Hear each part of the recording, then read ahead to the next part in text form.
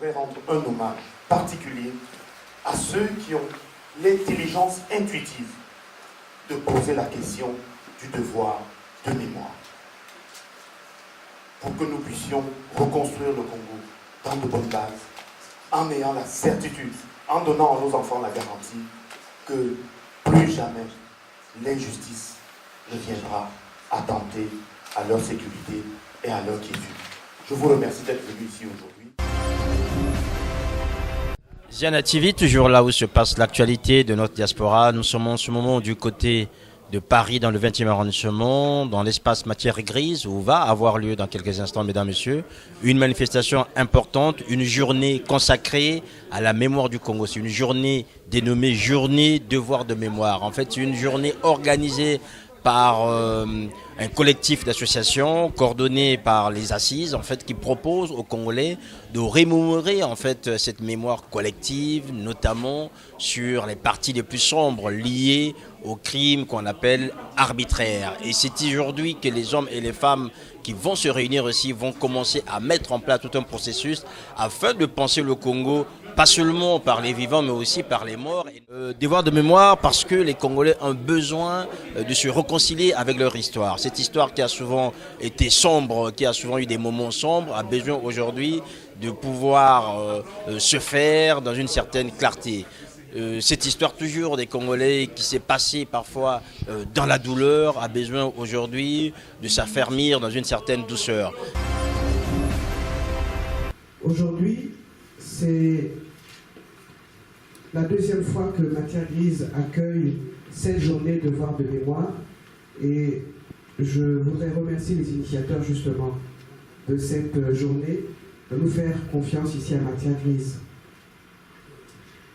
Nous allons donc engager aujourd'hui une véritable réflexion sur le groupe Vérité, Justice et Réconciliation qui bénéficiera donc de l'appui de Matière Grise.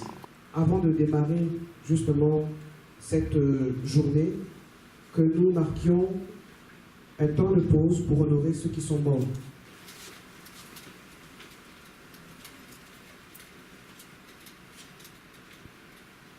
Merci. Veuillez vous asseoir. Et je vais passer la parole à Alexis Richard Yayoukou. Alors, le concept de devoir de mémoire, pour nous, c'est d'abord une double dimension. Ce que tu as su bien dire, les mauvaises pratiques, souvent, on a vu derrière le devoir de mémoire les mauvaises pratiques. Mais il s'agit aussi des bonnes pratiques.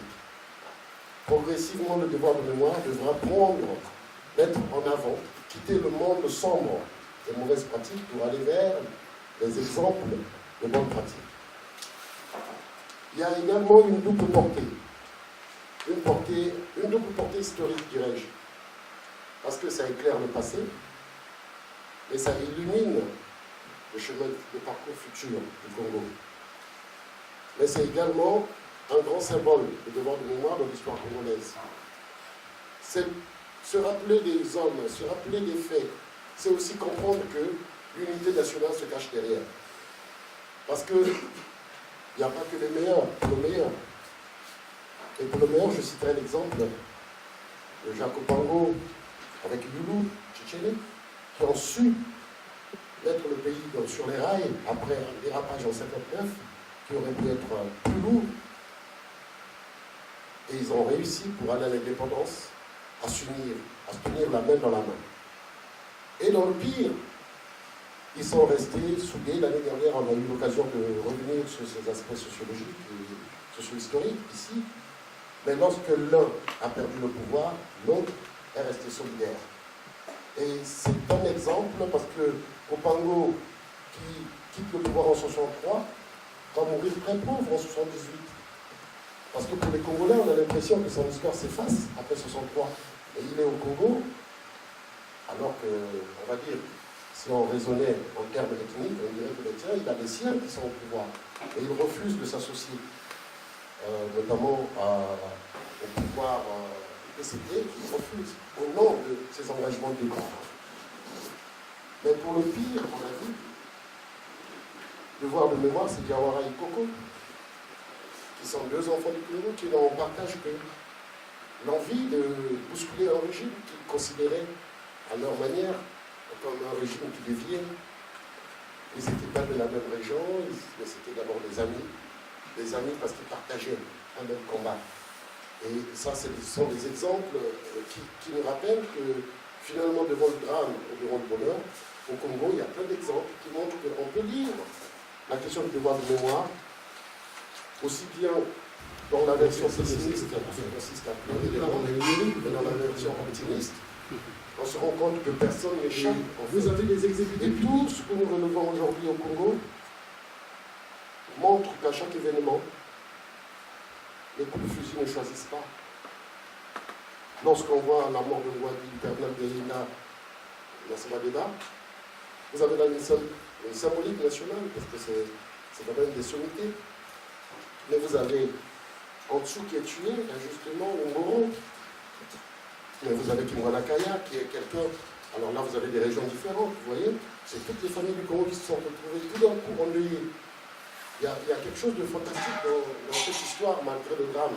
C'est que ça me rappelle toujours que au Congo, en fait, chaque fois que vous avez un gros événement, vous avez toujours, et même du côté des bourreaux, malheureusement, parce que quand on va aller plus loin, on tombe sur les affaires du beach, vous avez des morts innocentes, mais vous trouvez cette idée de, cette combinaison qui a toujours existé là, vous la trouvez chez les bourreaux. Les bourreaux des gens, vous trouvez les bourreaux des commanditaires, toujours les mêmes, et les bourreaux qui sont de toutes parts. Ils ont en commun simplement la vérité du pouvoir. Et donc c'est une invitation aujourd'hui à franchir un pas qui ne peut que commencer aujourd'hui.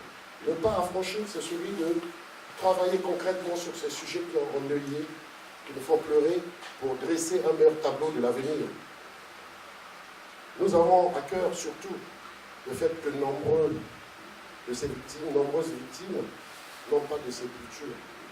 Ça c'est outrageant, parce que tout le monde chante Franklin Bukaka, mais personne ne sait que enfin, la plupart on a ignoré que Franklin Bukaka n'a pas de tombe. Et vous avez des exécutés publics par la force de par l'État. Encore qu'il y ait des assassinats clandestins, on va dire, bon, difficile à établir où est-ce qu'ils ont été enterrés, mais lorsqu'il s'agit des décisions du tribunal d'exception, ce sont des tribunaux congolais qui jugent, le lendemain qui exécutent des personnes, et ces personnes n'ont pas de cimetière. C'est une vraie douleur à relever, et voilà pourquoi je vous convie donc instamment. On va essayer de se rafraîchir la mémoire, parce que notre questionnement doit être partagé.